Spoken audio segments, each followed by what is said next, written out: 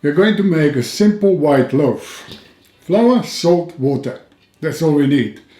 We got a little bit extra flour to mix for several loaves. So we are going to bake one today, put the rest of the dough into the fridge and bake some other day when we feel like it.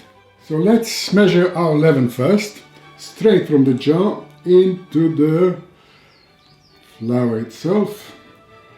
Next we are going to put salt and water in. They're already measured. So I just mix the salt in the water and bravely put it all in. See what happens. This is the moment when the magic starts. The moment you start mixing the leaven, the water and the flour. The fermentation starts. As I'm mixing, I'm also cleaning the bowl at the same time. I don't want any dry, sharp bits to stop my dough from coming out smoothly out of the bowl. Okay, so we got enough material here to make about 3 loaves. We are going to bake one today and the rest is going to the fridge where it's going to stay until we need some more bread. The time is, as they say, the cheapest ingredient. So you can see it's not too sticky at all. All I need to do is just get that water absorbed into the flour and then we will leave it for a little while. The dough is ready to come out of the bowl now.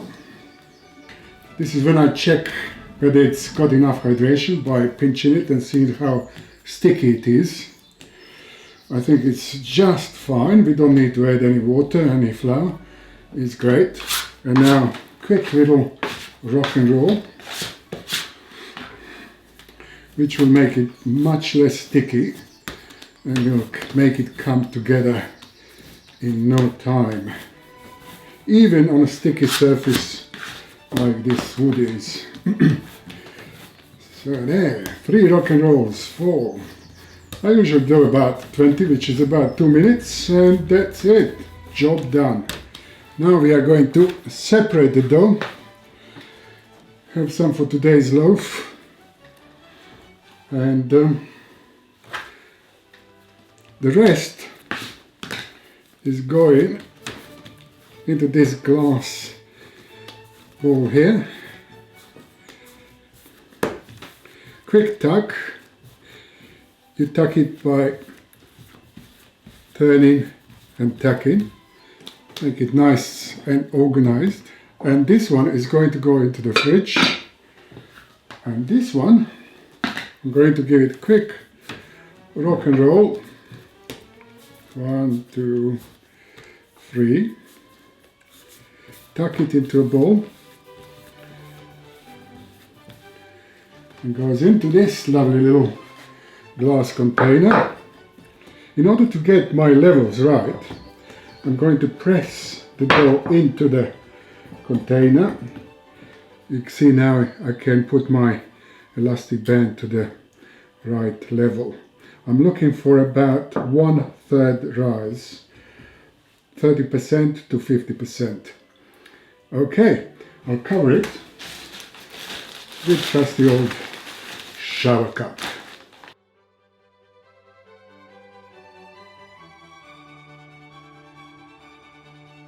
There are 2 ways of folding the dough. One is using your spatula and you go just under the dough. You see it's nicely risen here. Beautiful. You go under the dough and you fold it on top of it like that. So you just pull it over and that's that. Look at that. Nicely folding. And you can leave it like that, cover it, and that's done. The second way of doing it is You just cleanly scoop it out of the bowl like this, and then you do a little bit of rock and rolling. One rock and roll, two,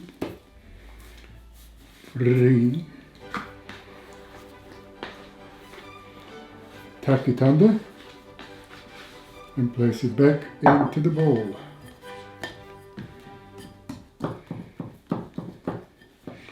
And then adjust the level.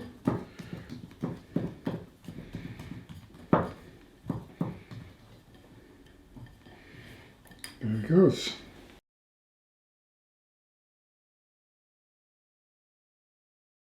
Look at that. The dough has beautifully risen and it's ready for shaping. So I'm going to fold it a little bit to tighten it and strengthen it before I take it out. Shape it and put it into a banneton. Here it is, slightly tightened, so that it's easier to scoop it out. At this stage you don't want to disturb all that nice build-up of bubbles inside the structure of the dough. That's that.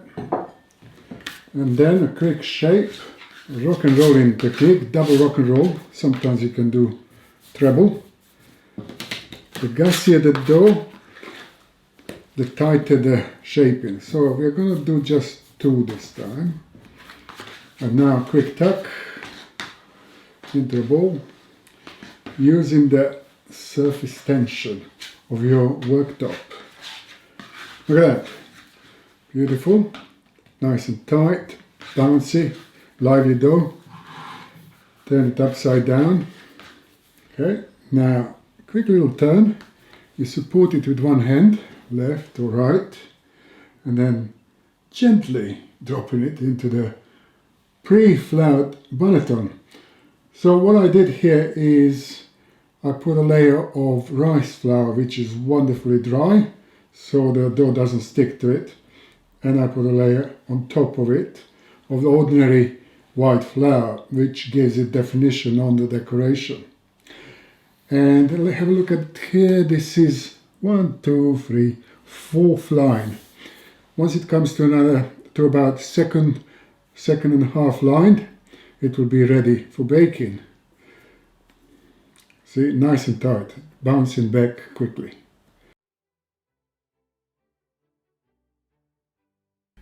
Okay, as you can see, the dough is beautifully proved. The line is number 2 on the banneton. 1, 2. It's ready. So I'm going to transfer it onto the peel. Notice this dilapidated old greaseproof paper. You can use them repeatedly. There it goes. Look at that. Smooth little turn. And it's ready for slicing open. Let's do it.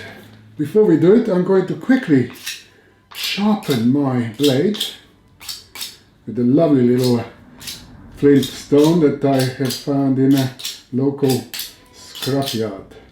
I almost forgot. Indentation test, poke test. Look at that, it comes up quite quickly, but it feels very, very airy underneath. Look at that one, coming slowly. So it had plenty of time, it's risen enough, and it's got still a little bit of tension, but it's very lovely and airy, so we're gonna go for it. The oven is hot, the Dutch oven is waiting. These are decorative cuts here, they don't need to be very deep. And here we go, look at that. Nice and smooth movement, you don't have to pressurize the dough, otherwise you are going to strain it and cause some troubles.